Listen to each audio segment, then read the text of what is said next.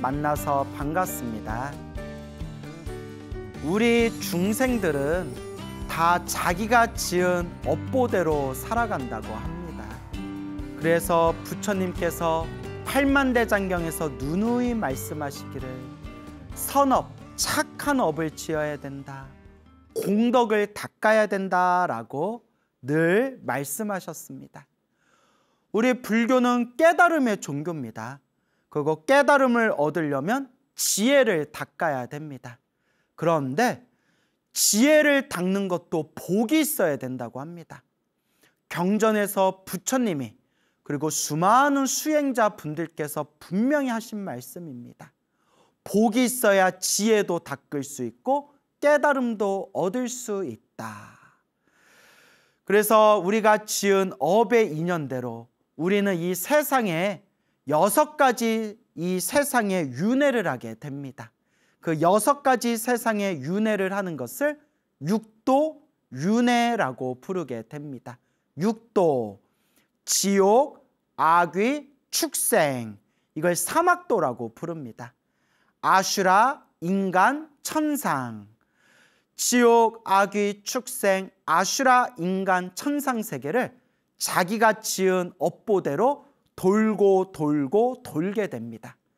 그러니까 지옥에 떨어졌다고 해서 영원히 지옥에서 사는 것이 아니라 지옥에서 내가 지은 나쁜 업이 다 사라지면 지옥을 빠져나와서 새로운 몸을 얻게 되고, 하늘세계에 태어났다고 해서 하늘세계에서 영원한 즐거움을 누리는 게 아니라 하늘세계에서 복을 다 쓰고 나면 다시 밑으로 뚝 떨어지게 됩니다. 그래서 우리 중생은 자기가 지은 업보대로 이 지옥, 악귀, 축생, 아슈라, 인간, 천상 세계를 돌고 돌고 돌면서 윤회를 하게 됩니다. 요새는 절에 다니거나 불교 공부하시는 분들 중에서도 윤회를 안 믿는다, 윤회를 못 믿겠다라고 말씀하시는 분들도 더러더러 있습니다. 뭐 어쩌겠습니까? 믿고 안 믿고는 본인의 몫이죠.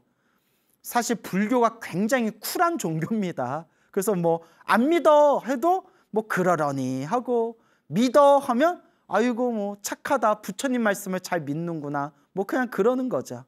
하지만 이 윤회의 세상에 대해서 부처님께서는 초기경전에서 대승경전에 이르기까지 팔만대장경에서 항상 이 중생의 윤회의 흐름에 대해서 늘 말씀하고 말씀하셨습니다.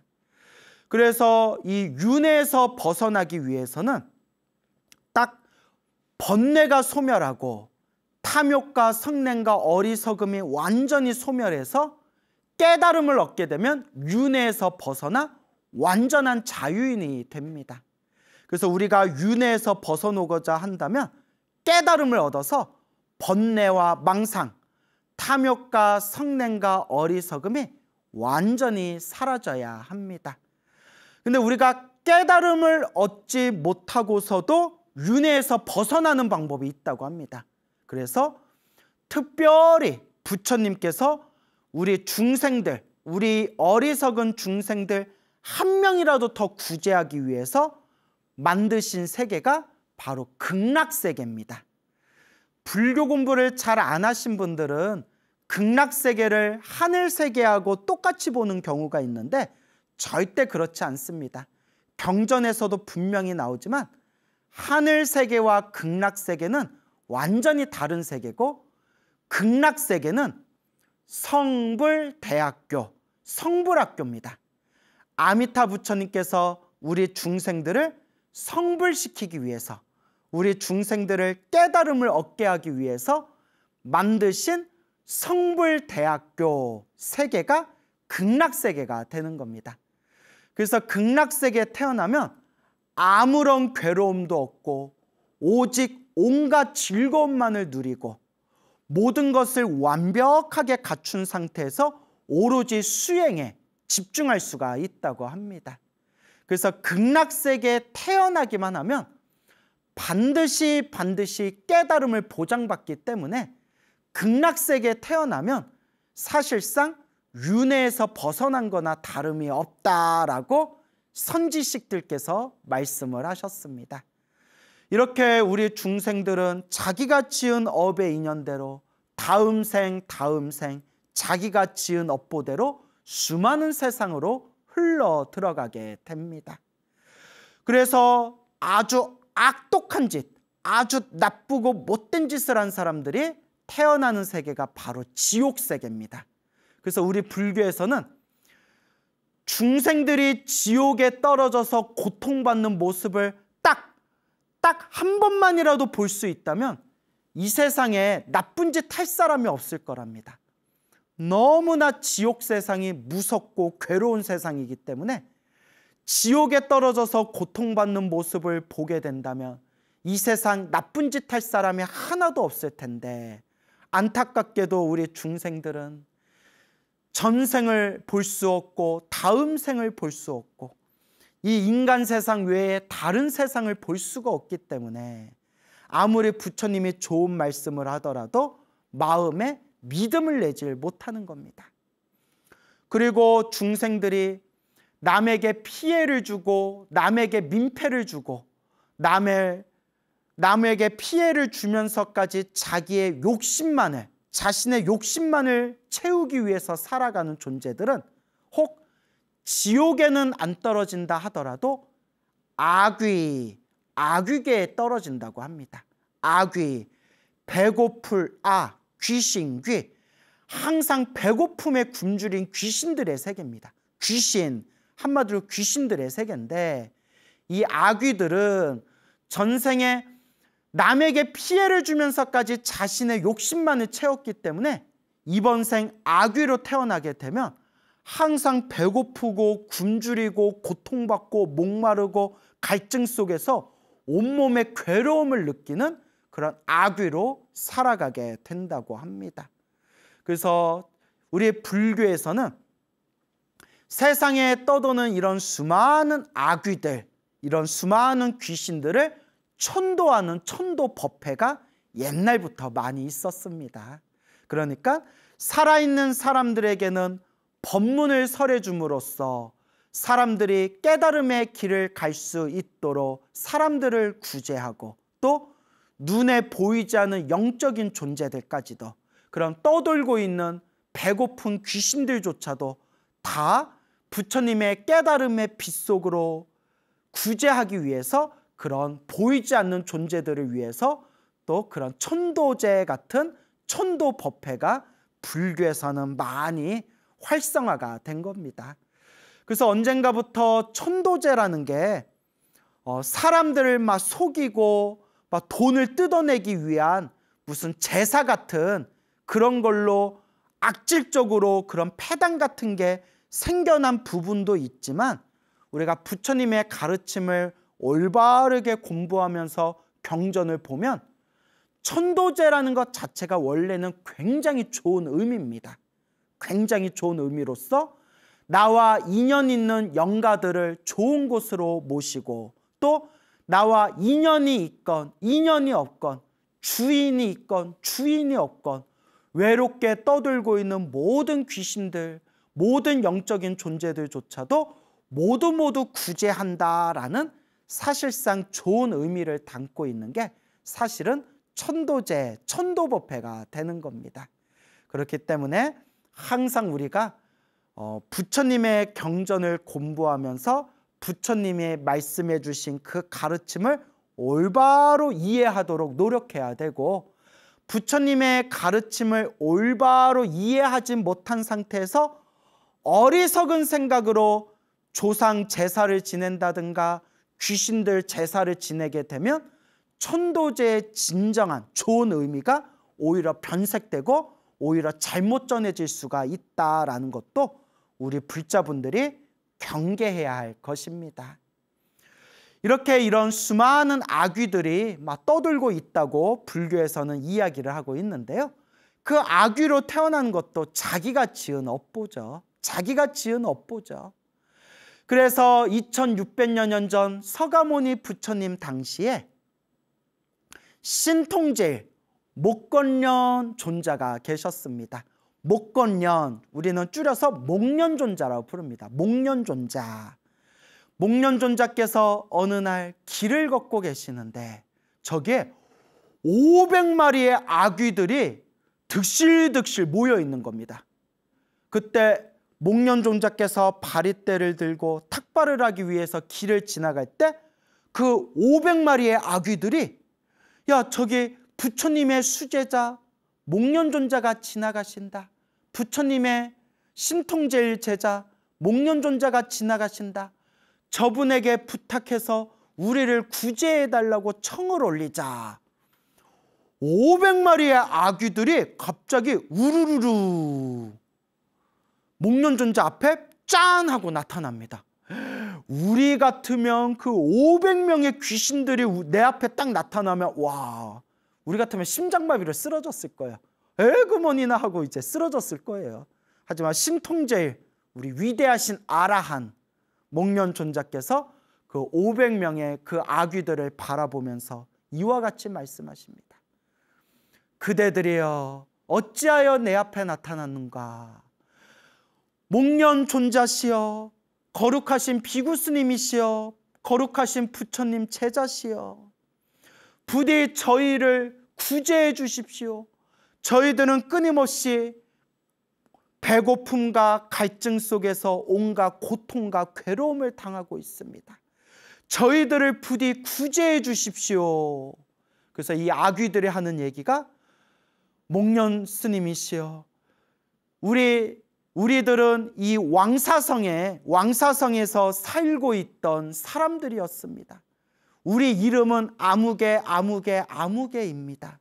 우리 가족들을 찾아가서 가족들에게 그대들의 가족이었던 아무개가 죽어서 지금 아귀의 몸을 받았으니 부디 부처님과 스님들께 큰 공양을 올리고 부처님과 스님들께 우리 대신 복을 지어서 공덕을 닦아서 부디 그 법력으로 우리들을 좋은 곳으로 천도해 다오라고 제발 우리 가족들에게 전해 주십시오라고 500마리의 아귀들이, 이 500명의 귀신들이 목련존자에게 사정사정 부탁을 합니다. 목련존자가 이와 같이 말씀하십니다. 그대들이여, 그대들은 어떤 업보를 지었기에 이런 몸을 받은 것인가? 예, 스님, 목련 스님, 참으로 말하기 부끄럽습니다. 저희가 사실대로 말씀드리겠습니다. 저희들은 이 왕사성에서 살고 있던 사람들인데 평소에 사람으로 살고 있었을 때 불법, 승, 삼보를 믿지 않고 보시를 하지 않으며 오히려 주변에 보시를 하거나 공양 올리는 사람들을 보며 오히려 비웃고 비방을 하며 그렇게 복을 까먹으면서 나쁜 업보를 지으면서 살아왔습니다. 그 업보로 이렇게 아귀 몸을 받게 되었습니다. 부디 우리 가족들에게 대신 이야기를 해주셔서 저희들 대신 공덕을 닦아 저희들이 이 아귀 몸에서 벗어날 수 있게끔 부디 저희들을 도와주십시오라고 아귀들이 이야기를 하는 겁니다. 그렇게 목련존자는 500 아귀들에게 내가 마땅히 그대들을 위해서 그대들의 가족들에게 천도법회를 열 수 있도록 그렇게 이야기하겠소, 약속하겠소 하고 이 목련존자가 이제 본래 있는 부처님의 사원으로 돌아가게 됩니다. 그렇게 목련존자가 약속대로 500 아귀들과 인연 있는 가족들을 찾아가서 이 목련존자가 보고 들으신 그 내용 그대로 가족들에게 전해주면서 이 아귀 몸을 받은 가족들이 자기들 대신 공덕을 닦아 이 아귀 몸에서 벗어날 수 있게끔 도와달라고 하였습니다 했더니 그 가족들이 다들 눈물을 흘리면서 가슴을 치면서 땅을 치면서 다들 슬퍼하며 저희들이 나를 잡아서 부처님과 스님들께 공양을 올리고 대신 공덕을 닦아 우리와 인연 있는 이 아귀 몸을 받은 아귀들이 구제받을 수 있도록 법회를 열겠습니다 라고 그렇게 이제 약속을 하게 됩니다. 근데 여러분, 이게 목련존자 되시는 분들 정도 되니까 말씀에 믿음이 있는 거지, 제가 이야기하다 갑자기 이런 말씀을 드려서 미안한데, 그래도 제가 여러분들한테 솔직히 이야기해야 되잖아요. 요새 시대가 너무 혼탁하고 너무나 이제 못된 사이비들이 늘어나다 보니까 이 사이비 놈들이 막 눈에 보이지 않는다고 막 귀신 얘기하고 조상 얘기하고 죽은 사람 얘기하면서 막 구슬해라, 제사를 지내라, 천도제를 해라 하면서 이렇게 사기치는 경우가 우리 주변에 너무 많아요. 뉴스에도 나오고 신문에도 나오고, 주변에 이상한 사이비 만나서 이상한 제사 지내서 돈도 막 다 날라고 몸도 마음도 상처받았다는 그런 불자님들 이야기도 듣고. 그래서 여러분, 제가 소나무를 통해서 여러 번 말씀드렸지만 천도제는 공덕이 있기는 있어요. 지장경에도 나오잖아요. 천도제는 공덕이 있지만 천도제 자체가 만병통치는 아닙니다. 그냥 나와 인연 있는 영가들을 부처님의 법력으로 구제시켜주는 의식이고, 또 내가 복을 짓고 선업을 짓는 하나의 불교 의식이에요. 그러니까 천도제는 공덕이 있지만 천도제가 너무 만병통치라고 또 너무 맹신해서는 안 된다. 저도 천도제 좋아해요. 그래서 저 스스로도 천도제 지낸 적도 있고, 또 천도제를 통해 가지고 실제로 몸과 마음이 편안해지신 분들도 실제로 본 적이 있어요. 하지만 그러한 천도제를 자신의 욕심을 채우기 위해서 굿이라든가 제사라든가 천도라는 이름으로 사람들에게 사기치는 경우가 많아요. 그래서 제가 늘 불자님께 드리는 이야기가, 천도제보다 더 중요한 게 있다. 그거는 내 스스로 기도하고 복을 짓는 게 더 중요하다. 내 스스로 기도하고 복을 지으면서 평소에 염불 열심히 하시고 기도 열심히 하시고 수행 열심히 하시는 스님이 계시다면, 그런 분들에게 만병통치로서 천도제를 지내는 게 아니라 그냥 내 복을 짓기 위해서, 내 선업을 닦기 위해서 그렇게 천도제를, 천도법회를 여는 것이다 라는 것을 우리 불자님들이 조금 명심하셨으면 좋겠어요. 그래서 다시 말씀드리지만 오해하지 마세요. 저도 천도제의 공덕이 있다는 것을 믿고 알고 있지만, 왜냐? 지장경에도 나오잖아요. 하지만 요새 시대가 너무 혼탁하다 보니까 그런 천도제나 제사나 굿이라는 이름으로 그렇게 순진한 사람들에게 사기치는 경우가 너무 많더라. 우리 진정한 불자님들은 부처님의 가르침을 잘 공부하면서 그러한 이제 좀 엉터리 믿음에 빠지지 말았으면 좋겠다라는 그런 제 솔직한 심정으로 말씀을 드리는 겁니다. 그러니까 오해가 없으시길 바랍니다. 그래서 그렇게 가족들이 500아귀들과 인연이 있는 수많은 가족들이 날을 잡아서 이제 천도법회를 열기로 합니다. 그래서 이제 날짜가 딱 잡혀지고 이 목련존자가 500아귀들에게, 자, 천도법회 날짜가 잡혔으니 그날에 모두 참석하십시오 라고 말해주려고 당신의 신통력으로 세상을 비춰보면서 500아귀들을 찾았는데, 이 500의 아귀들을 아무리 샅샅이 찾아봐도, 이 삼천대천세계 이 우주를 아무리 찾아봐도 500아귀를 찾을 수가 없었대요. 이상하다 해서 석가모니 부처님을 찾아갑니다.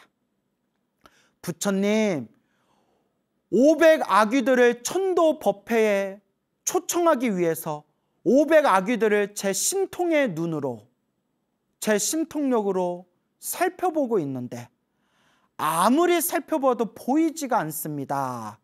그때 부처님께서 이렇게 이야기하십니다.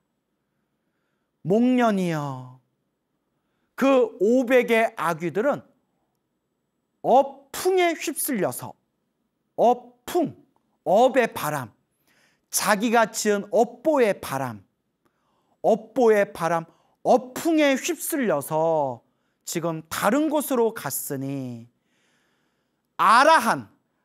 아라한의 신통력으로라도 그 500 아귀가 있는 것을 다 볼 수가 없다라고 딱 말씀하시는 거예요. 그래서 우리가 아라한은 번뇌와 망상이 소멸한 거룩한 성자지만 이 거룩한 성자인 아라한들도 부처님과 비교해 봤을 때는 어린아이와 같대요. 그 능력이. 그래서 부처님의 수제자요 신통제일인 목련존자의 신통조차도 부처님의 신통력과 비교하면 태양 옆에 횃불과 같대요.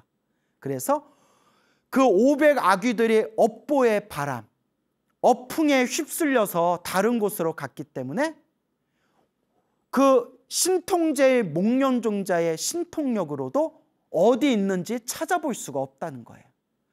오직 누구만 알 수 있다? 부처님만 아시도다.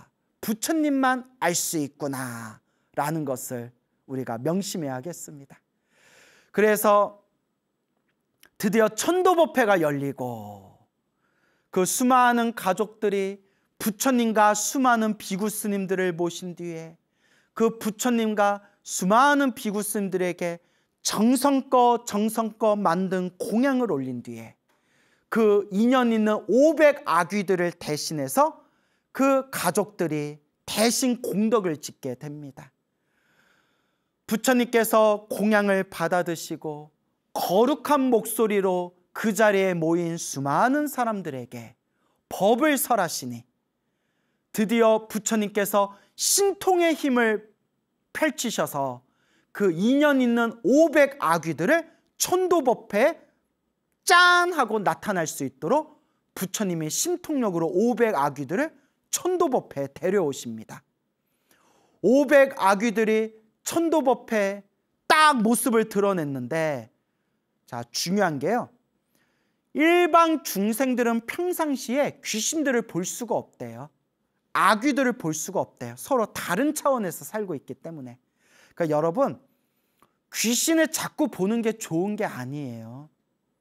예, 우리 큰 스님들도 말씀하셨지만 그 귀신 보는 게 자꾸 좋은 게 아니다. 수행이 깊으신 깨달음의 힘으로 모든 세상 귀신들과 지옥까지 다 꿰뚫어 보는 거는 상관이 없지만 어설프게 공부한 상태에서 막 귀신이 보이거나 이런 거는 절대 좋은 게 아니래요. 그래서 우리 불교에서는 신기가 있어가지고 귀신을 볼 수 있는 것도 아주 나쁜 거라고 봐요. 살아있는 사람의 기운과 죽은 귀신의 기운이 다른데 살아있는 사람이 자꾸 죽은 귀신과 소통을 한다는 것은 오히려 더 나쁜 일이고 오히려 더 나쁜 업을 지을 수가 있다고 합니다. 그러니까 여러분, 자꾸 뭐가 보이고 들리고 하면 싹 무시하셔야 돼요. 병원에 가서 약을 좀 드시든가 아니면 자꾸 뭐가 보이거나 들리거나 하면 거기에 휩쓸리지 마시고 오로지 내 마음의 중심을 딱 잡고 나무 아미타불, 나무 아미타불, 관세음보살, 관세음보살, 지장보살, 지장보살, 연불의 힘으로 내 마음을 잘 다스려야 됩니다. 자, 평상시에 일반 중생들은 귀신, 아귀들을 볼 수가 없는데 부처님의 신통의 힘으로 그 자리에 모인 수많은 사람들이 500 아귀의 모습을 천도법회에서 딱 보게 되는데 그 500 아귀들의 모습이 너무나 흉측하고 너무나 무섭고 너무나 잔인하고 너무나 희한하게 기괴하게 생겼기 때문에 그 자리에 있던 수많은 사람들이 다 충격을 받았대요. 다 충격을 받았답니다. 그때 부처님의 법문을 들으면서 아, 우리도 이번 생 복을 짓고 선업을 짓고 공덕을 닦지 않으면 다음 생 저렇게 흉측하게 생겨서 온갖 고통을 받는 악귀 몸을 받겠구나. 마땅히 이번 생에 부처님 법을 만났을 때 수행하고 정진해야 되겠구나 라는 거룩한 마음들을 수많은 사람들이 다 일으켰다고 합니다. 그 자리에 모인 500 아귀들을 위해서 부처님께서 법을 설하시니 순간 500 아귀들의 마음에 기쁨과 희열과 부처님에 대한 믿음과 공경심이 솟구치면서 비로소 500 아귀들이 가지고 있는 그 아귀의 업보가 싹 사라지면서 500 아귀가 그 자리에서 다 소멸했다고 합니다. 이 천도법회를 통해 가족들이 500 아귀들을 위해서 대신 복을 짓고 천도법회에 부처님이 신통력으로 500의 아귀들을 불러 모은 뒤에 부처님께서 깨달음의 법을 설하시니 마음에 크나큰 희열과 기쁨을 느끼면서 부처님을 향한 공경하는 마음과 믿음의 마음으로 드디어 500 아귀들의 업보가 소멸하면서 500 아귀들의 몸뚱아리가 사라지며 이 500 아귀가 그 순간 하늘세계 도리천 500명의 천신으로 태어났다고 합니다. 와, 아귀가, 배고픈 귀신 아귀가 천도제 한번 시원하게 자란 뒤에 하늘세계 신으로 태어났네요. 와, 이걸 믿어야 돼, 말아야 돼. 하지만 기도를 열심히 하신 불자님들이라면 딱 믿음이 있으시겠죠. 그 500의 아귀들이 그 공덕의 힘으로 500의 천신으로 태어나게 됩니다. 500명의 하늘세계 신으로 태어나게 됩니다. 온몸에 환한 광명과 아름다운 외모를 얻고 아주 아름다운 보석으로 온몸을 감싸고 그렇게 아름다운 세계에서 너무나 아름다운 얼굴과 몸을 갖춘 그 500의 하늘세계 신들이 서로 이런 대화를 나눕니다. 야, 우리가 전생에 어떤 복을 지었기에 이렇게 이 아름다운 세상, 이 도리천, 천상세계에 신으로 태어난 것일까? 라고 서로 대화를 하면서 자기들의 전생에 어떤 복을 지었는지 신통력으로 전생을 딱 비춰봅니다. 그래서 경전에 보면 이런 내용이 나와요. 하늘세계 신들은 바로 전생과 바로 다음 생에 무엇으로 태어날지 알 수가 있대요. 그런 내용이 나와요. 그래서 하늘세계 신으로 태어나면 천한, 하늘의 눈이 있어서 자기가 바로 전생에 뭐였는지, 그리고 죽으면 죽을 때 다음 생에 바로 뭘로 태어날지를 알 수가 있다. 뭐 이런 내용이 나와요. 500의 천신이 500명의 하늘세계 신들이 자기 전생을 딱 비춰봤는데 끔찍하게 흉측하기 짝이 없는 괴로움과 고통을 당하던 500마리의 아귀였던 거예요. 와, 우리가 전생에 복을 많이 지은 줄 알았는데 우리가 500의 아귀였구나. 그러다가 신통제일 목련존자를 만나고 목련존자에게 저희를 구제해 주십시오 간절히 청을 올리고, 그리고 가족들이 목련존자의 이야기를 듣고 부처님과 스님들을 모셔서 500의 아귀들을 대신해서 가족들이 복을 짓고 공덕을 닦은 뒤에 부처님께서 그 500의 아귀들을 천도법회에 불러 모아 부처님께서 거룩한 음성으로 깨달음의 법을 설하시니 그 법문을 듣고 가족들이 공덕을 닦아준 그 선업의 힘으로 하늘세계 천신으로 태어나게 되었구나 라는 것을 깨닫게 됩니다. 500의 천신들이 이와 같이 이야기합니다. 자, 우리가 가만히 있을 수 없다. 우리가 만약 부처님과 목련존자가 아니었더라면 아직도 저 끔찍한 아귀의 몸에서 벗어나지 못하고 헤아릴 수 없는 시간과 세월 동안 계속 고통을 받아야 했을 텐데, 목련존자와 저 부처님 덕분에 우리가 이렇게 좋은 몸을 받고 저 아귀 몸에서 구제를 받았구나. 가서 우리가 목련존자와 거룩한 부처님께 감사의 인사를 올리자. 그래서 하늘세계에서 500의 천신들이 하늘세계에서 인간세계로 내려와 목련존자에게 감사의 인사를 올리고, 부처님 발 아래 500의 천신들이 정성껏 예배 공경을 올린 뒤에 부처님의 법문을 듣고, 부처님의 법문을 들으면서 마음의 깨달음을 얻은 뒤에 다시 하늘세계로 돌아갔다라는 불교설화가 전해지고 있습니다. 그리고 부처님께서 이와 같이 말씀하십니다.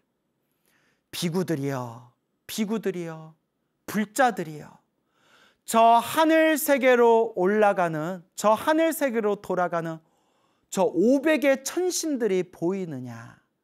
저 500의 천신들이 사실은 과거 전생 500의 아귀들이었느니라.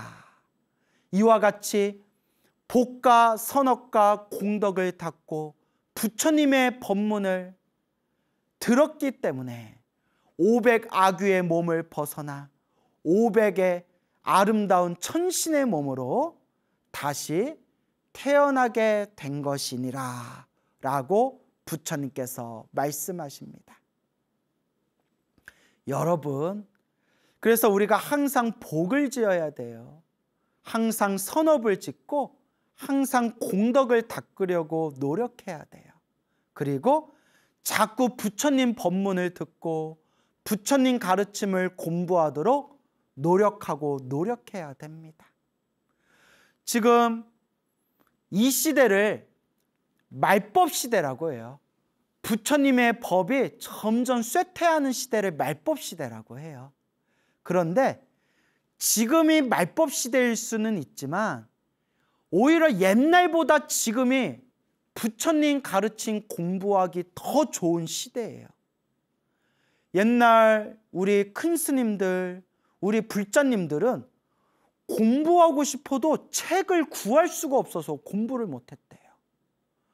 지금은 큰 스님이 되신 어느 노스님이 계시는데, 그 노스님께서 몇십 년 전에 당신이 절에 들어가서 공부를 하려고 하는데 천수경부터 외워라 하시더래요. 천수경 책이 없어가지고 천수경을 가지고 계신 스님한테 책을 빌려서 노트에다가 천수경을 밤에 호롱불 하나 켜놓고 노트에다가, 공책에다가 천수경을 베껴 썼대요. 그 노트, 그 종이도 구하기가 그렇게 힘들었대요, 옛날에. 그러니까 옛날 어른들 이런 말씀 하시잖아요. 우리 때는 공책이 없고 연필이 없어가지고 학교 다닐 때 우리는 필기도 제대로 못했다. 옛날 시골에 사시던 분들은 그런 얘기 직접 하신 거 제가 들었어요. 그리고 공부를 하고 싶어도, 부처님 가르침을 공부하고 싶어도 이렇게 법문해주고 강의해 주시는 분들을 찾기가 그렇게 어려웠대요. 근데 지금 보세요. 지금 지방마다 웬만한 사찰에는 다 불교대학이 있어요. 그래서 조금만 마음 내면 불교대학에서 부처님 가르침 공부할 수 있고, 지금은 책이 없어서 공부 못한다는 말하면 저 정신이 헷가닥한 거 아니야? 라는 소리 듣는 시대예요. 왜냐? 서점에 가봐요. 옛날 큰 스님들이 만져보지도 못하고 본 적도 없는 그런 수많은 불교 서적들이 서점에 꽉 차 있어요. 심지어는 옛날 큰 스님들이 화엄경을 보고 싶은데 화엄경 책을 구하기가 어려서 공부를 못 하셨대요. 화엄경이 80권본이거든요.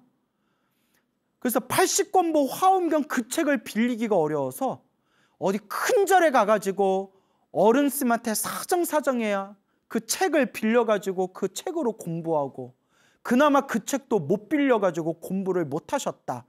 그래서 어느 어른스님은 내가 법화경까지는 봤는데 책이 없어서 화엄경은 내가 잘 못 봤다. 이런 어른스님도 계셨어요. 지금은 인터넷에 화엄경을 공짜로 볼 수 있어요.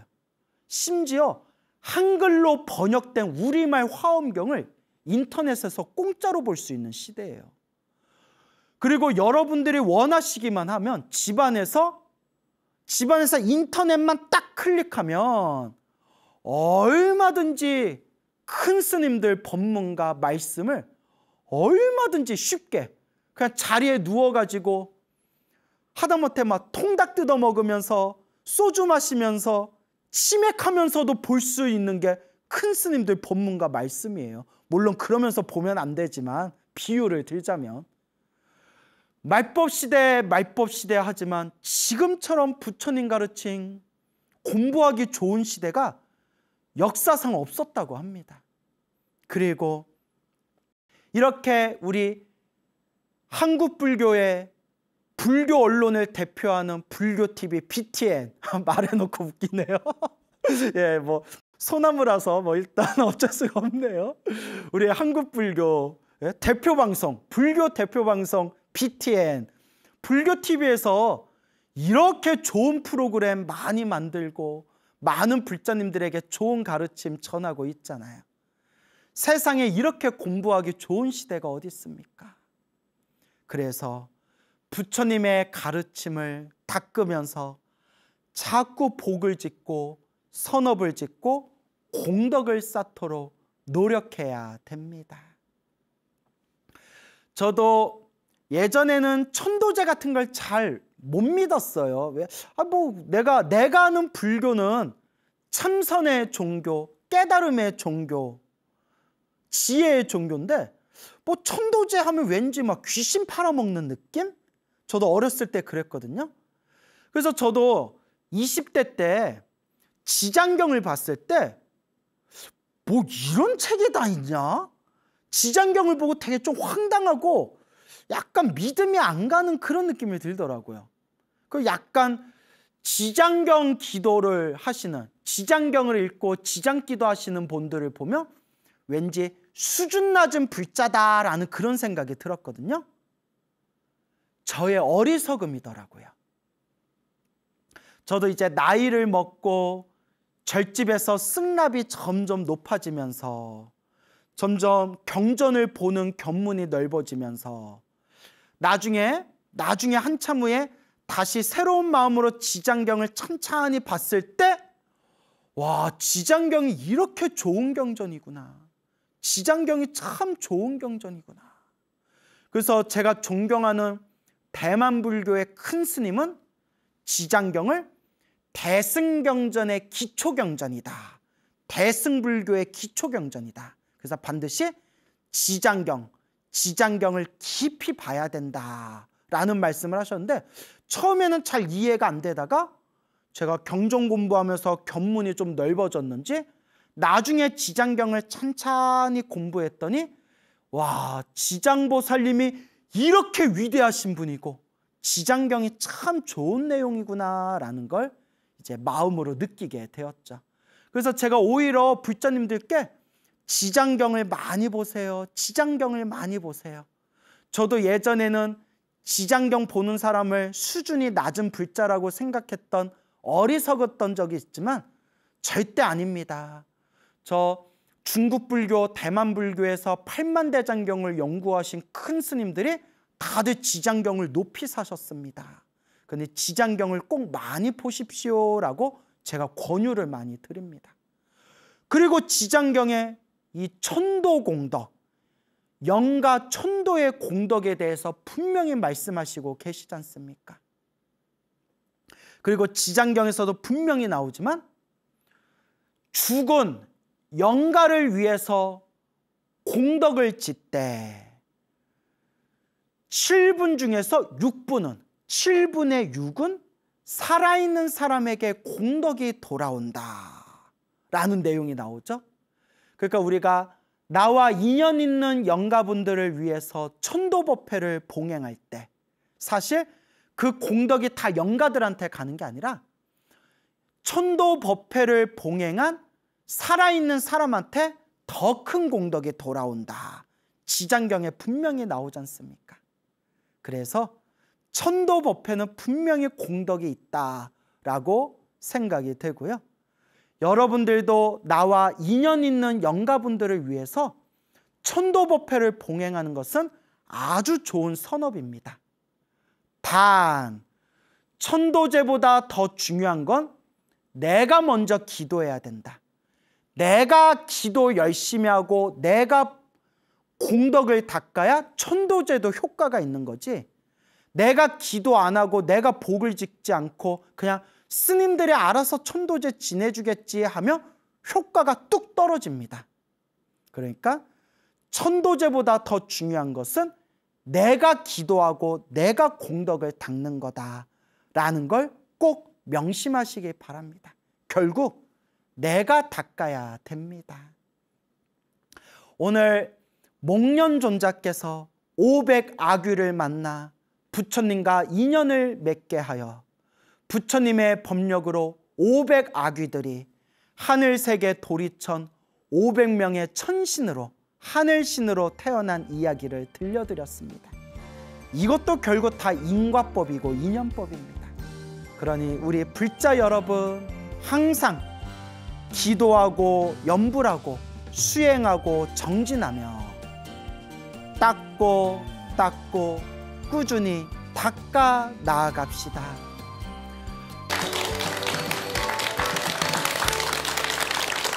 예, 만나서 반갑습니다. 반갑습니다. 예, 광우 스님이라고 합니다. 우리 어느 나이 어린 소녀가 또 소나무 애청자라고 편지를 보내왔어요. 그래서 여러분들께 요 엽서를 읽어드리도록 하겠습니다. 글씨가 앙증맞아요. 예, 그렇죠. 예. 광우 스님께 안녕하세요. 저는 초등학교 1학년인 강승아이에요. 제가 불교와 소나무를 처음 만났을 때부터 아, 불교는 정말 있구나라는 것을 느꼈습니다. 제가 요즘 주말에 4,000번 넘게 지장보살을 외우고 있어요. 그리고 저번 주 금요일에는 17,535번을 외웠어요. 제가 요즘에 할머니와 엄마랑 법화경 사경을 하려고 해요. 제가 일요일에는 어린이 법회도 해요. 엄마도 법회에서 기도를 많이 하고 저와 할머니와 엄마와 삼촌이랑 템플스테이를 많이 참석하고 108배도 아주 여러 번 했어요. 엄마도 108배를 거의 맨날 했어요. 할머니는 말할 것도 없이 기도를 아주 많이 해요. 엄마와 할머니와 저는 아주 독실한 불자이에요. 이 편지도 시간 되시면 읽어주세요. 소나무는 아이들도 들을 수 있게 아주 재미있고 좋아요. 광우 스님 안녕히 계세요. 예, 고맙습니다. 예. 예. 아이가 신통방통하죠? 네. 저도 보고 엄청 웃었는데 너무 예쁘고 귀여워서 네. 오늘 또 웃음이 또 나오려고 그러네요. 아, 이거 너무 대단하지 않아요? 네. 초등학교 1학년인데 막 지장보살 연부를 뭐 4,000 몇백 번을 하고 그동안 한 게 17,000 몇백 번이라고 그러죠? 그리고 그 조그만 애가 법화경 사경을 하려고 하고 너무나 대단하다. 그 전생에 성근이 있는 아이인가 봅니다. 그래서 우리 강승아 우리 어린이 너무나 감사드리고, 아유, 우리 강승아 어린이의 엽서를 받았더니 스님이 막 힘이 나네요. 그 주변에 언젠가부터 초등학생 아이들이 소나무 방송을 즐겨본대요. 그런 이야기를 자주 들어서 처음에는 제가 긴가민가해서 솔직히 막 치정 이야기, 막 뭐 살인 이야기, 막 뭐 업보 받는 이야기, 막 이런 이야기 좀 아이들이 듣기에 조금 거북스러운 이야기도 나오기 때문에 왜냐면 굉장히 조금 적나라한 얘기도 좀 많이 나왔잖아요. 소나무에서. 애들이 보기에 적당하지 않을 텐데 했는데 어느 보살님이 아유 스님 아침 맞짱 드라마보단 나아요 이러더라고요. 요새 애들 그 정도로 끄떡도 없다고.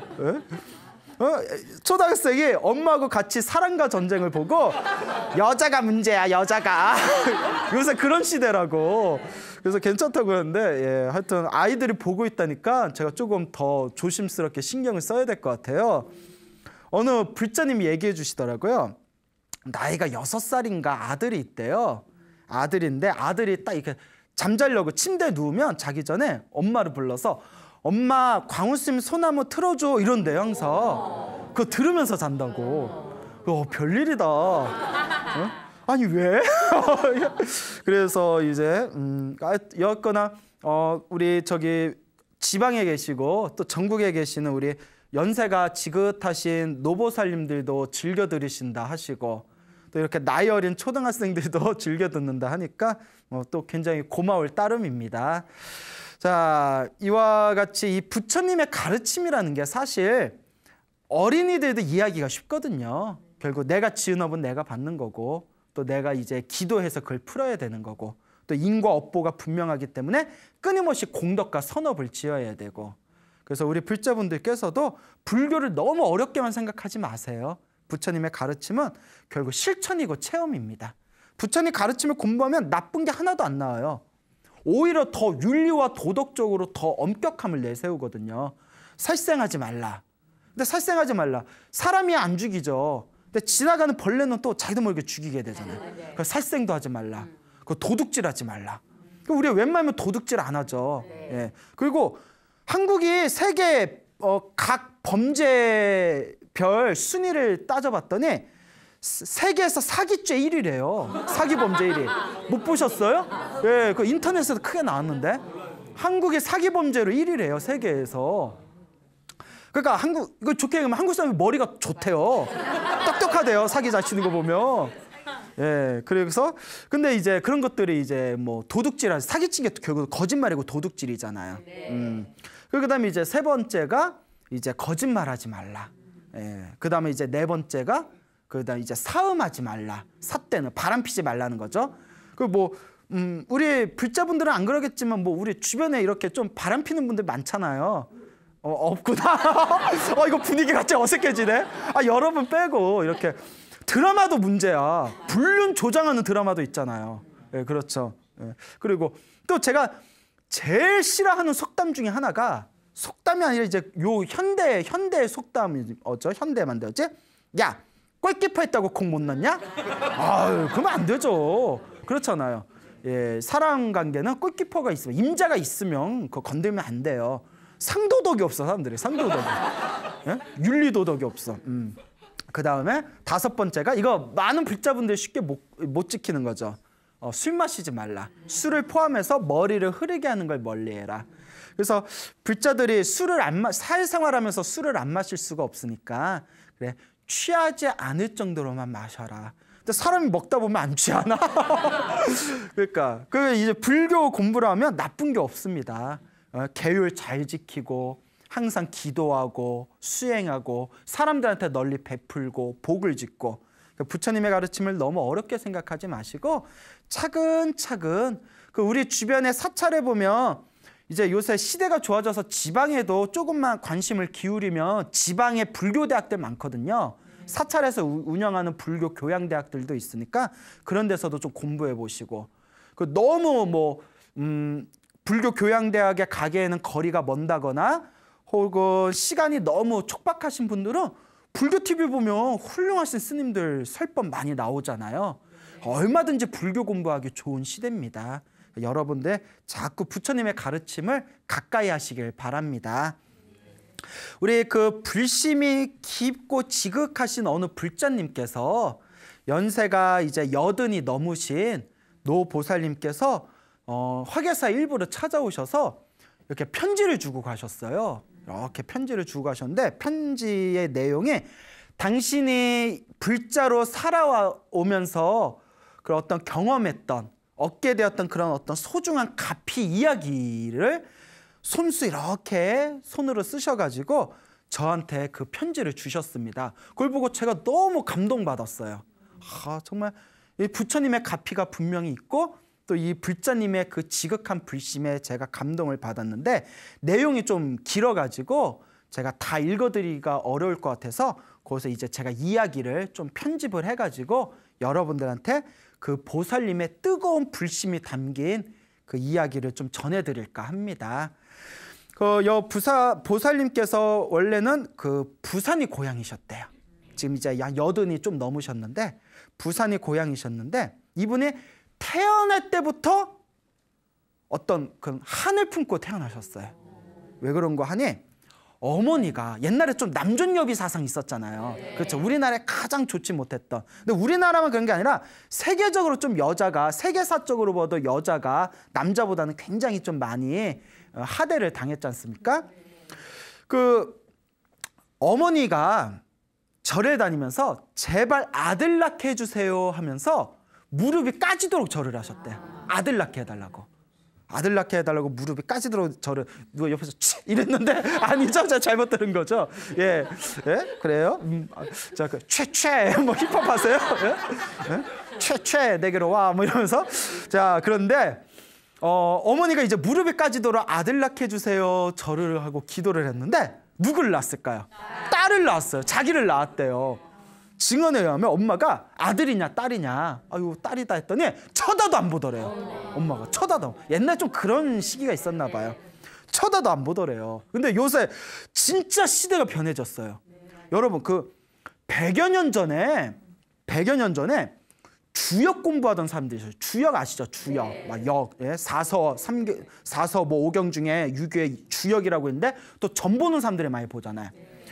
주역 공부하던 사람들이 이미 100몇십 년 전에 100여 년 전에 무슨 얘기를 했냐면 천지가 개벽을 해서 하늘이 밑으로 오고 땅이 위로 올라가는 시대가 되는데 그 말이 무슨 말인 거 하니 여자가 남자 위에 올라서는 시대가 된다라고 증언을 했대요. 그 내용 기록이 있어요. 그때 수많은 사람들이 믿었을까요? 안 믿었을까요? 어찌 여자가 남자 위에 올라선다냐. 지금 봐요. 요새 내가 직접 들은 얘기예요. 우리 신도분들하고 대화하면 요새는 딸 낳는 게 남는 장사라고 한대요. 아들 필요 없다고. 아들 낳아봤자 저기 뭐 며느리 눈치 보고 딸을 낳아야 된다고. 요새 그런 시대 왔잖아요. 그리고 요새 아직도 많이 부족하지만 또 요새 조금씩 페미 열풍 같은 게 불면서 또 여자들의 목소리가 굉장히 커지고 있잖아요.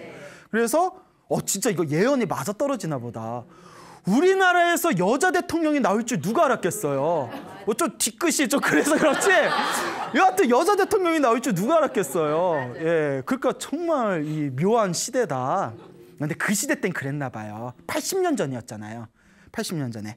그러니까 이제 아들 낳게 해주세요 하고 무릎에 까지도록 절을 했는데 이제 자기 딸을 낳고 엄마가 쳐다도 안 봤대요. 그리고 이제 자라면서 남자 동생들 아들들하고 차별 대우도 엄청 받았대요. 그래서 그렇게 마음에 좀 한이 있었는데 근데 어머니 기도가 반은 맞아 떨어졌는지 태어나기는 여자로 몸은 여자로 태어났는데 완전 남자 성격이었대요. 그래도 성격만 남자야. 근데 굉장히 거칠고 강했대요. 그 성격이 아주 강한 성격이었대요. 자기가 약간 좋게 말하면 여자 대장부 같은. 그래서 이제 집안에서 이제 중매를 해가지고 남편하고 결혼을 했는데 남편이 경제적인 능력이 굉장히 부족했답니다. 그러니까 남편만 믿고는 이거 먹고 살기 힘들겠더래요. 이제 보살님이 수완이 좋았나 봐요. 장사를 시작했는데 먹고 살아야 되니까 장사가 너무 잘 됐대요. 그때가 자기 인생에서 돈을 쓸어 담았을 때였대요. 어찌나 돈이 그냥 술술 들어오는지. 그래서 어떤 일이 있었냐면 이웃집에 사시는 아줌마가 아이고 그때 부산 동네에 있었나 봐요. 동네 아시죠? 동네. 예, 동네 말고 동네. 부산 동네에서 아이고 우리 부산 동네 돈은 다 쓸어가겠네 이렇게 얘기할 정도였대요. 부산 동네에 있는 돈은 다 쓸어가겠네. 그래서 자기가 뭐라고 맞받아쳤냐면 째째하게 부산 동네 돈 쓸어가봤자 뭐에 쓰냐고. 우리나라 돈은 싹 쓸어가야죠. 이렇게 얘기할 정도로 돈이 굉장히 많이 벌었을 때였대요. 그리고 일이 너무 잘 풀리고 돈이 잘 들어가니까 그때 마음에 엄청난 교만심이, 자신의 교만심이 하늘을 찔렀을 때였답니다. 나중에는 그 교만심 때문에 이제 스스로 그런 어떤 이제 업보를 받은 것 같다, 이런 얘기도 하시는데, 그러니까 돈을 잘 벌고 한창 잘 나가고 있는데 이제 사단이 일어나요. 남편이 갑자기 자기도 사업 좀 하겠다고. 그러니까 이 보살님이 아무리 생각해도 남편 그릇이 도저히 사업할 그릇이 아니더래요. 그래서 그냥 벌어주는 돈이나 받아서 집에서 그냥 놀지 자꾸 사업하겠다니까 우리 같으면 얼마나 좋아, 그렇잖아요. 예? 부인이 돈 벌어오고 뭐 집에서 그냥 등산이나 가고 바둑이나 두고. 응? 근데 남자 체면이 있지. 나도 사업할래 하고 자꾸 졸라대더래요. 자꾸 조르고 때를 쓰니까 보살님이 처음에는 거절하다가 아마 너무 힘들잖아요. 그래서 무슨 생각을 했냐면, 그래, 사업 한번 시켜주자. 아니 망하면 내가 다시 먹여 살리면 되지. 내가 다시 돈 벌면. 그때 너무 자기가 잘 나갔을 때라서 그런 교만심이 좀 있었대요. 내가 다시 장사하면 되지. 그리고 남편한테 이제 사업 자금을 다 대줬답니다. 뭔가 분위기가 싸하죠? 예, 이야기의 패턴이. 예. 남편이 3년 만에 다 말아먹었대요. 근데 3년 만에 얼마나 크게 망했는지 나라에서 경제사범으로 교도소에 들어갈 정도였대요. 뭐 크게 말아드셨나 봐요. 경제사범으로 뭔가 굉장히 크게 그냥 혼자만 망한 게 아니라 아마 나라에서 경제사범으로 찍혀가지고 이제 감옥에 몇 년형을 받을 정도로. 그 어떻게 해요? 이제 그 당시에는 교도소에서 하루에 한 번만 면회가 허용됐답니다. 한 번만. 예, 모르시죠? 안 가면서. 예. 그래서 근데 남편은 만나러 이렇게 면회를 갈 때마다 이미 누가 왔다는 거예요. 그 몇 번씩 허탕을 쳤대요. 한 번만 면회가 되니까. 그래도 남편이라고. 가가지고 또 누가 벌써 면회 갔습니다 하면 이제 허탕으로 돌아오고, 그럼 뭐 사식이나 넣어주고, 그 몇 개월을 허탕을 치는데 나중에 이제 교도관들하고 안면이 있잖아요. 아유 아줌씨 또 왔어요 뭐 이러면 교도관 이렇게 부르더래요. 분위기가 뭔가. 실은 젊은 여자가 항상 면회로 온다고. 아줌마, 남편이 두 집 살림하는 것 같아. 둘째 마누라 있는 것 같소. 다 이렇게 일러주더래요. 예. 그래서 청천벽력이죠. 뭐 하늘이 무너질 것 같은 생각이 들더래요. 이거 진짜 맞짱 드라마 같다, 그렇죠? 그래서 아닐 거야. 근데 우리 그런 얘기 있잖아요. 왜 불길한 예감은 항상 맞는지. 남편도 막 따졌더니, 아이고 3년 전에 사업 시작할 때 이미 바람을 폈던 거고. 그러니까 더 황당한 게 바람핀 여자가 아들 둘이 있는 또 여자야. 예. 또 그러니까 아들 둘이 있는 여자를 만나가지고, 그래서 남편한테 난리나. 나는 그래서 정말 마음에서 일어나는 그 화딱지로는 당장 그냥 다 엎어버리고 싶지만, 다 옛날 분들 그런 어떤 지고지순한 가정에 대한 헌신 이런 게 있잖아요. 네. 그때 아이를 셋을 낳았는데 이 자식 3명 아버지 없이 어떻게 키우냐. 그래서 자식 때문에 눈물을 흘리면서 남편한테 사정을 했대요. 하소연을 했대요. 다시 가정으로 돌아와라. 다 용서하겠다. 다 잊어버리겠다. 여러분들 그렇게 돼요, 안 돼요? 안 돼요? 안 될까요? 한 번 정도는 안 되는구나. 예. 그래서 남편이 그러면 시간을 다오. 예, 그럼 내가 정리할 테니까 시간을 다오라고 하면서 빨리 자기 여기서 꺼내달라고 막 사정사정을 하더랍니다. 그래서 사업이, 그것도 다 그런 남자 만든 것도 전생의 업이죠. 사업이 망해서 없는 돈, 있는 돈, 없는 돈 다 모아가지고 큰 돈을 써서, 보살님이 옛날에는 돈만 있으면 다 가능한 시대였대요. 지금도 막 비싼 변호사 사면 지금도 막 뉴스 같은데 뭐 정관예우 해가지고 뭐 판사 출신 변호사 써가지고 막 이런 막 흉흉한 얘기 언론에서 많이 나오잖아요. 지금도. 그런데 옛날에 얼마나 더 심했겠어요. 큰 돈을 써서 남편을 드디어 교도소에서 빼왔답니다. 예, 그땐 그게 가능했대요. 돈만 있으면. 그리고 남편이 이제 집으로 돌아왔는데 이제 보살님이 다시 돈을 벌려고 다시 장사를 시작해도 옛날처럼 돈이 안 벌리더래요. 이미 한번 그렇게 무너지고 나니까. 뭐든지 때가 있어. 그 유명한 얘기 있잖아. 야야, 물 들어온 김에 노져라. 물 들어온 김에 노져라란 말이 있잖아요. 한번 그 밀물 썰물 싹 이제 다 빠져나가니까 이제 장사가 옛날같이 안 되고, 또 어머님이 자기 그렇게 구박했던 친정 엄마가 아들들이 서로 키우기 싫다고 해서 또 자기가 모시고 있는 상황. 예. 그러니까 기도해서 그래도 딸은 잘 둔 것 같아요. 그래서 자기가 또 친정 엄마 모시고 살고 있고, 애들 셋 있고, 그 남편하고 매일 고성을 지면서 싸운다는 거예요. 정리를 안 해가지고, 여자 정리를 안 해서. 예. 그러니까 남자가 양심이 있으면 그러면 안 돼, 그죠? 남자가 양심 있으면 그러면 안 됩니다. 옛날에 유명한 얘기가 있어요. 역대로 조강지쳐 버려서 잘된 남자 없다. 얘기 다 들어보셨죠? 예. 이거 방송 보고 찔리는 분들 계실까 봐 괜히 미안하네. 유명한 얘기 있잖아요. 조강지쳐 버리고 잘된 남자 없다. 예, 그렇잖아요. 그래서 우리 보살님께서도 그렇게 남편의 마음을 되돌리려고 노력해도 그게 안 되니까 나중에는 그러면 아이 셋을 자기가 키우는 조건으로 깔끔하게 헤어졌대요. 예, 더 이상 안 되겠다. 그래서 이제 깔끔하게 헤어졌답니다. 그리고 그렇게 남편하고 헤어지고 장사도 안 되고 벌었던 돈도 다 나가버리고 먹고는 살아야 되겠는데, 그러니까 가슴에 이렇게 화병을 좀 얻으셨대요. 가슴에 화병을 텁텁하게 화병을 얻었다가 그때 친분이 있는 지인이 절에 가자 해가지고 그때 처음 절에 갔대요. 절에 가서 큰 스님도 만나서 인사드리고, 또 오는 길에 불교 용품점에 서점에 가가지고 불교 서점에 가서 주인 아줌마한테, 서점 주인한테 내가 이제 절에 다닐 건데 절에 처음 다니는 사람이 볼 수 있는 좋은 책 좀 이렇게 좀 가려서 주세요 했더니 책을 이것저것 이렇게 챙겨서 주더래요. 그중에 팔상록이라는 책이 있었대요.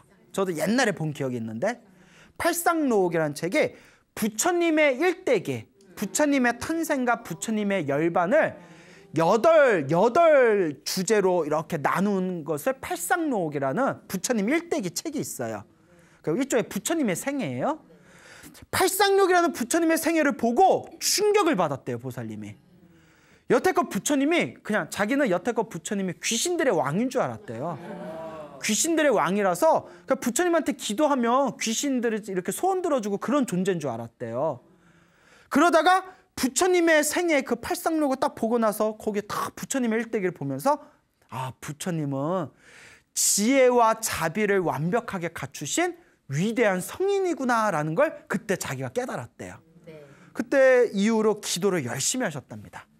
아주 기도를 열심히 하시고, 또 뭐 화엄경 야창계도 하고, 하여튼 기도를 여러 가지로 열심히 하셨는데, 어느 날이었답니다. 어디 포교당에서 이렇게 지장기도를 하고 있었대요.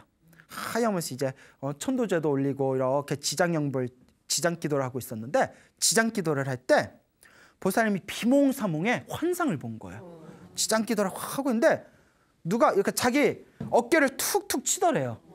딱 쳐봤더니 아주 그냥 건강한, 아주 근골이 탄탄한 건장한 남자가 자기를 딱 이렇게 보면서 웃으면서, 인상 좋게 싹 웃으면서 보살님이 기도 열심히 해서 제가 잘 갑니다, 제가 떠납니다, 잘 갑니다 하면서 인사를 딱 정중하게 하고 나가더래요. 그 나가는데 그 남자 뒤로 조폭같이 시커먼 정장을 입은 남자들을 줄지어서 법당 밖으로 나가더랍니다. 그 환상을 딱 본 거예요. 이게 뭐지? 하고 있는데 신기한 게, 지장기도하다 그 환상을 보고 나서 자기 성격이 싹 변해버렸대요. 예전에는 성격이 엄청나게 거칠고 강한 성격이었는데 성격이 엄청나게 부드럽고 유순하게 변했대요. 그래서 어떤 일이 있었냐면, 아들 시험 때문에 이제 합격역을 살려고, 엿 먹잖아요. 합격역. 엿을 살려고 시장을 갔대요. 엿을 살려고 시장인데 이제 철썩 붙으라고. 근데 저기서 웬 아줌마가 뒤에다가 애를 업고서 이렇게 엿판을 깔아놓고 엿을 팔고 있더래요. 그러니까 가서 아줌마, 찹쌀엿 있어요? 이랬대요. 왜냐면 찹싹하고 붙어야 되니까. 찹싹. 그래서 찹쌀이나 찹쌀이나 찹쌀력 있어요 했더니 찹쌀력은 없고 수수엿은 있어요. 아유 수수엿은 못 먹겠네 안 되겠네 하고 이렇게 그냥 갔대요. 근데 뒤에서 그 여자가 뒤에서 등 뒤에서 소리가 별 미친년을 다 보겠네 이러면서 별 미친년을 다 보겠네. 뭐 장사하기 싫다는 거죠. 그 얘기를 듣는 순간 옛날에 자기 자신이었으면 옛날에 자기의 원래 모습이었으면 시장에 사람들이 보건 말건 그 자리에서 옆판 뒤집고 머리끄댕이를 잡고 싸웠을 거래요. 근데 순간 그 소리를 딱 듣는 순간 아유 찹쌀력이나 수수역이나 그냥 먹으면 되지 아유 내가 잘못했네 이런 생각이 들더래요. 순간 자기가 놀래가지고 내가 성격이 이렇게 변했구나. 옛날에는 상상도 못하는 성격이었는데 내가 이렇게 성격이 변했구나. 그때 그런 어떤 마음의 큰 변화를 느꼈답니다. 그래서 이분이 이제 열심히 이제 그 절에 다니면서 절에 이제 의지하면서 기도를 열심히 하고 공덕도 많이 짓고 하는데 이제 어느 날이었대요. 무슨 장사인지는 모르겠는데 편지에 무슨 장사했는지는 안 나와서 뭐 사업인가 장사인가를 하시는데 종업원 여러 명을 두고 하셨대요. 근데 열심히 하는데도 돈이 모이지를 않더래요. 현금이 없대요. 월급 종업원들 여러 명 월급 다 챙겨주고 뭐 생활비 쓰고 하면 떨어지는 현금이 없다는 거예요. 너무 힘들어서 아무리 애를 쓰고 장사를 해도 돈이 안 모이니까 법당에 가서 부처님 앞에서 막 울면서 기도를 했대요. 부처님 내가 이렇게 기도도 열심히 하고 공양도 많이 올리는데 왜 안 도와주시냐고 막 울면서 기도를 하는데 근데 이분이 전생에 뭐가 좀 닦은 게 있어서 그런가 또 이제 환청이 들린 거예요. 환청. 예, 환청이 들면 또 병원부터 가야 되는데 환청이 들린 거예요. 막 울면서 왜 나 나 이렇게 돈이 안 모이니까냐고 부처님 좀 도와주시지 하고 막 울면서 하염없이 기도를 하는데 부처님 앞에서 부처님이 너는 뭐가 그래 욕심이 많냐. 뭐가 그래 욕심이 많냐. 너 돈 많잖냐 이러더래요. 너 돈 많잖냐. 부처님이 그렇게 얘기를 하시더래요. 그러니까 보살님이 순간 울컥하는 마음이 생기더래요. 내가 현금이 하나도 없는데 내가 무슨 돈이 있냐고 부처님. 그 부처님이 놀라지 마세요. 다 쳐다보면서 너 집값이 3배 올랐지 않냐 이러시더래요. 너 집값이 3배 올랐지 않냐 부처님이. 그 얘기를 듣고 부처님이 집값 오른 거 어떻게 알아? 이렇게 계산해볼 때 집값이 올랐대요. 처음에서 집값 3배면 엄청 오른 거죠. 내가 이 얘기 듣고 부처님이 이게 부동산에 밝아. 아니 부동산에 밝아 부처님이. 이게 근거가 있어요. 저는 근거 없는 얘기 안 해요. 우리나라 풍수 공부하시는 분들이 풍수지리 공부하시는 분들이 우리나라의 제일 좋은 명당은 사찰에 다 있대요. 500년 이상 된 고찰. 저도 막 1000년 고찰 이러죠. 500년 이상 되고 1000년 고찰은 무조건 명당이래요. 그 왜 스님들이 이렇게 명당 자리에다 절을 졌냐? 부처님이 부동산에 밝아. 다 아셔. 자 이제 왜 또 웃자간 말이에요. 그러니까 부동산 하시는 분들 부처님한테 기도 많이 올리세요. 너 집값이 3배 올랐지 않냐 이러더래요. 그때 마음이 탁 내려놓으면 부처님이 나 욕심 부리지 말라고 이렇게 가르침을 주시는구나. 그리고 이제 어느 날이었대. 이제 아들이 대학 이제 입시 시험을 봤는데 우리 부모님들 수능기도 엄청 열심히 하잖아요. 그래서 아들을 위해서 막 우리 아들 대학 입시 잘 가게 해달라고 대학 학교 잘 가게 해달라고 하염없이 기도를 했답니다. 근데 이제 어느 날 기도를 하는데 눈앞에서 환상을 봤대요. 동력동자 있죠, 한자. 동력동자가 딱 하고 눈앞에서 빡 하고 보이더래요. 환하게 동력동자가. 부처님이 계시를 내려주신 거다. 그래서 아들한테 가서 야, 너 서울에 동자 들어가는 대학에 원서를 넣어라. 예, 그걸 뭐 대놓고 얘기해. 하여튼 그랬대. 그냥 동자 들어가는 데 넣어야 된다. 뭐 그러니까 아들이 엄마 뭔 얘기야? 뭐 별 이상한 얘기하고 그래. 그리고 안 넣었대요 거기다. 그리고 똑 떨어졌대요. 그리고 이제 아들도 이제 떨어지고 막 하고 이제 마음이 찹찹하잖아요. 그리고 막 장사하는데 힘들고 일도 안 풀리고 집값이 3배 늘었지만 현금도 없고 너무 힘들고 우울한데 어느 날 그 절에 다니신 보살님이 그 수행을 열심히 하는 스님들한테 대중공양을 올리면, 대중공양이 이제 스님들한테 공양 올린 걸 대중공양이라고 해요. 대중공양을 올리면 큰 복을 받는다고 하지 않냐. 그 저기 통도사에 그 수행하시는 스님들한테 대중공양 올리면 어떻겠냐. 그 통도사를 다니셨나 봐요. 그러니까 스님들 또 통도사 절이 크잖아요. 거기서 뭐 참선하시는 스님들도 막 몇십 명 되시고 하니까 스님들 대중공양 올리려면 현금이 얼마 필요한가 봤더니 좀 이제 이 거액이 필요한 거예요. 그렇잖아요. 뭐 돈 몇만 원 갖고 안 되잖아요. 근데 그 돈이 어디 있어요. 그러니까 또 부처님 앞에서 또 울었대요. 아, 우리 부처님은 속도 좋아. 그거 다 받아줘. 전국에서 울면서 기도하는 불자도 다 받아주잖아요. 부처님 앞에서 울면서 내가 스님들한테 대중공양 올리고 싶은데 현금은 하나도 없고 복 짓고 싶은데 하면서 막 우니까 또 환청이 들리더래요. 뭐가 자꾸 들려? 부처님이 네가 잘할 수 있는 걸 올리면 되잖냐 이러더래. 네가 잘할 수 있는 걸 올리면 되잖냐. 그게 다 귀에 들리면서 순간 내가 잘할 수 있는 게 뭐지 하다가 마음에 딱 느껴지는 바가 있더래요. 그래서 시장에서 질 좋은 털뭉치를 사가지고 한 땀 한 땀 목도리를 짰대요. 목도리를 짰는데 한 땀 한 땀 목도리를 짤 때마다 참회진언을 외웠대요. 참회진언이라고 아시죠? 분위기 봐라. 이거 어떡하나. 천수경에 보면 참회진언이라고 나와요. 내 업장을 참회하는 진언. 그래서 옴살바 모짜모지 사다야 사바. 옴살바 모짜모지 사다야 사바.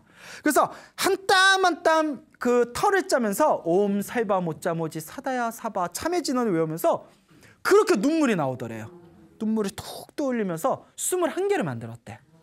21개를 만들어서 다 통도사에 가가지고 통도사 원주 스님한테 스님들께 공양 올리는 겁니다. 수행하는 스님들한테 잘 나눠주십시오. 이렇게 공양을 올리고 집으로 돌아오는데 그렇게 눈물이 쏟아지더랍니다. 그렇게 눈물이 쏟아지면서 어쨌든 큰 복을 지으신 거죠. 그 아들이 이제 재수를 해서 이제 또 대학 입시를 봤는데 이제 어머님이 또 걱정이 되잖아요. 그 팔곤산 갓바위에 가가지고 우리 수능 기도하면 갓바위에 많이 가잖아요. 소원 3개 중에 하나는 들어준다 뭐 이래가지고 갓바위에 가서 또 기도를 열심히 했대요. 부처님 우리 아들 이번에 대학 붙겠습니까? 간절히 기도했는데 또 눈앞에서 큰 대자 있잖아요. 큰 대자 대학교 때 큰 대자가 딱 하고 보이더래요. 뭐가 자꾸 들리고 보여. 큰 대자가 딱 하고 보인 순간 아이고 이번에는 붙었다. 그 아들이 대학교에 이제 잘 들어가게 되었답니다. 자, 그래서 이제 이렇게 이제 많이 이제 기도를 하면서 의지하면서 가피를 많이 받으셨는데 이제 아주 놀라운 얘기를 하시더라고요. 그 통도사의 한 암자에서 49제 천도법회가 있었대요. 49제 천도법회가 있었는데 그때 같이 절에 다니는 지인이 모친 49제도 올릴 겸 통도사 암자에서 하는 49제 천도법회 우리 같이 조상님들 그 49제 천도법회 올리고 우리 같이 기도하자라고 자꾸 권유를 했답니다. 그래서 처음에는 아무 생각 없다가 그래 같이 합시다 해가지고 이제 49제를 올렸대요. 49제 천도법회를 올리고 49일 동안 기도를 열심히 하셨나 봐요. 49일 동안 아주 여법하게 기도 마치고 조상님들한테 다 천도법회 올리고 그리고 이제 49제가 다 끝난 뒤에 이제 차를 타고 집으로 오는 길이었대요. 집으로 오는데 그 부산에 사거리 있잖아요. 모 사거리에 횡단보도에서 차가 이렇게 멈췄대요. 횡단보도에 차가 이렇게 멈췄는데 순간 엄청 큰 소리로 환청이 들리더래요. 생생하게. 49제 잘 지냈다. 환청이. 근데 뒤에 더 반전이 있어요. 49제 잘 지냈구나 라고 환청이 크게 들리더랍니다. 너무 소리가 커서 깜짝 놀라서 주변을 둘러봤대요. 뭐지? 누가 아무것도 없는 거예요. 이게 뭘까? 뭘까? 근데 사실 우리가 자꾸 이렇게 뭐가 들리면 일단 병원 가봐야 돼요, 진짜. 보살한테 자꾸 뭐가 들리면. 근데 이분은 이제 대단하신 거예요. 이게 뭐지? 하고 이렇게 집에 갔는데 여러분 놀라지 마세요. 그 환청을 듣고 3일이 지났을 때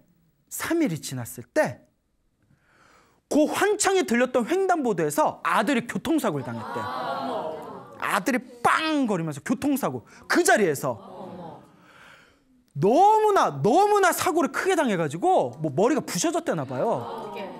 병원 3군데 갔는데 3군데서 다 수술 안 된다고. 병원 3군데 돌고 돌아서 결국 수술을 받았답니다. 아주 위독한 상황에서 위험한 수술을 받았대요. 결과적으로는 수술이 잘 되고 지금 건강하대요. 보살님이 무릎을 딱 치면서 무슨 생각했냐면 아들이 그 횡단보도에서 죽을 운명이었는데 그 횡단보도에서 49제 잘 지냈구나. 내가 49일 동안 천도법회하고 기도를 열심히 한 공덕으로 아들이 그 횡단보도에서 죽었을 운명이었는데 수명이 늘었다는 거예요. 야, 내가 아프면 정말 이 보살님 대단하시다. 정말 불심이 대단하시다. 내가 기도하다가 뭐 환상 보고 환청 보는 사람들 보면 내가 별로 안 좋아하거든요. 아니 자기 마음이 만든 착각일 수 있거든요. 이 보살님은 진국이다. 이 보살님 정말 오리지널이죠. 그래서 이 이야기를 보면서 너무 대단하다. 정말 대단하다. 한 시대에 척박했던 자신의 삶을 불심에 의지해서 스스로의 운명을 개척하신 분이 아닐까. 그래서 지금 80이 넘으셨잖아요. 얼굴도 건강해 보이세요. 자기 이제 남은 재산 자식들한테 다 나눠주고 좀 무소유의 마음으로 그냥 절에 다니면서 기도 열심히 하면서 그냥 부처님께 감사하는 마음으로 매일매일 살고 계시대요. 그래서 제가 너무나 대단하신 분이다 다시 한번 느끼게 되었습니다. 그래서 이렇게 너무나 소중한 이야기를 또 전해주신 우리 그 보살님께 너무나 또 감사드리는 바입니다. 여러분 분명히 이 기도의 가피라는 거는 크게 받건 작게 받건 분명히 자신의 기도의 가피와 공덕은 있습니다. 제가 항상 귀에 딱지가 붙게 말하잖아요. 전생의 업보가 두꺼우면 효과를 느리게 볼 뿐이고 전생에 지어놓은 복이 많으면 효과를 빠르게 보는 거지 반드시 효과가 빠르고 더디면 있을지언정 기도의 공덕과 가피는 분명히 역력하게 살아있다라고 누누이 말씀을 드립니다. 그러니까 여러분 우리가 기도해야 돼요. 여러분 힘들 때 기도하고 괴로울 때 기도하고 화병 있을 때 기도하고 여자친구 없어도 기도하고 남자친구 없어도 기도하고 결혼하고 난 뒤에 알고 봤더니 배우자가 진상이었을 때 기도하고 오로지 기도예요. 기도하면서 내 마음을 녹이고 내 업이다 생각하면서 자꾸 닦아나가는 수밖에 없겠죠. 근데 불교에서 결국 내 앞에 펼쳐진 행복과 불행도 내가 지은 업보거든요. 좋은 일이 생긴 거는 내가 지은 복이에요. 나쁜 일이 생겼다면 내가 지은 업장입니다. 결국은 내가 풀어나가는 수밖에 없습니다. 아무리 듣기 좋은 이야기를 아무리 해줘도 귀로 듣는 거는 아무런 효험이 없어요. 그래서 저는 뭐 힐링 이런 거 별로 안 좋아해요. 힐링 막 이런 거 있잖아요. 귀로 들으면 끝이에요. 들을 때는 박수치고 웃지만 끝나고 나면 원래 상태인데. 그래서 저는 힐링이 중요한 게 아니다. 수행이 중요하다. 내 몸과 마음의 변화, 직접적인 체험과 이 수행의 맛이 진정으로 중요한 것이다라고 말씀드리고 싶습니다. 알겠죠? 네. 그래서 이렇게 우리 주변에 기도해서 가피받은 분들이 많다는 것을 꼭 기억해 두시기 바랍니다. 그래서 우리 그 재미난 얘기를 하나 더 드리자면 짧은 얘기인데 우리 여기 불교TV BTN의 요 밑에 법당이 무상사잖아요. 네. 요 무상사 신도분께서 집재해 주신 얘기예요. 81살 되신 노보살님이신데 요 무상사 신도분이신데 소나무를 너무 좋아하신대요. 이분이 30대인가 40대인가에 그 젊었을 적에 지방에 있는 사찰에 성지순례를 갔대요. 성지순례를 갔는데 이제 그 관광버스를 타고 성지순례 막 도로를 막 달리고 있는데 갑자기 배가 싸르르 하면서 배탈이 났대요. 그거 되게 곤혹스럽잖아요. 가려면 한참 멀었는데 막 터질 것 같더래요. 어머 나 여기서 싸면 어떡해. 너무 무서워서 여기서 단주 있죠. 단주 이렇게 팔목에 다는 단주를 빼서 관세음보살 자기 인생에 그렇게 간절하고 정성스럽게 관세음보살 부른 게 처음이었대요. 얼마나 급하겠어요. 막 터질러 가더래요. 여러분 이거 터진 게 이거 그 평생 그게 창피해서 어떻게 살아. 다 큰 어른. 관세음보살 하염없이 부르는데 갑자기 온몸에 땀이 푹 이렇게 흘러내리면서 배가 싹 가라앉더래요. 배가 멀쩡하게 가라앉더래요. 막 터지려고 하다가 그리고 룰루랄라 절에 내려가지고 천천히 걸어서 그 변속관에서 시원하게 일을 봤대요. 자기는 이거 아무리 봐도 가피 같다고. 그러니까 여러분 차 안에서 갑자기 배가 터질 때는 누구를 불러라? 관세음보살을 불러라. 자, 두 번째 50대가 됐을 때 혀심증에 걸리셨대요. 혀심증이 걸리셨을 때 이분이 내 업이다 생각하고 조계사 있죠. 조계사에 가셔가지고 거기서 매일 108배를 하시고 능엄주를 읽으셨대요. 매일 108배를 하고 능엄주를 읽다가 어느 날 이렇게 시간이 흘러서 매일매일 정성스럽게 기도했대요. 시간이 흘러서 딱 봤는데 혀심증이 저절로 나와버렸대요. 당신이 이 두 가지 가피는 자신 있게 얘기한다고. 그러면서 웃으면서 하시는 얘기가 스님 기도 열심히 해야 된다는 거 머리로 알겠고 소나무 들으면서 기도 열심히 해야지 드는 그런 생각 드는데 그때 배가 터지기 직전에 관세음보살 불렀을 때처럼 간절함이 안 생긴다고 막 웃으시더라고요. 그래서 보살님 그냥 꾸준히 하시면 됩니다. 그러니까 여러분들도 간절한 마음을 갖고 매일매일 조금이라도 기도하시길 바랍니다. 알겠죠? 네. 여러분 행복해지고 싶습니까? 네. 행복한 삶을 창조하고 싶습니까? 네. 복을 지으십시오. 선업을 지으십시오. 공덕을 쌓으십시오. 복과 선업과 공덕의 힘이 여러분들을 진정한 행복의 길로 이끌어 줄 것입니다. 오늘 여기서 마치겠습니다. 소중한 나 무한유호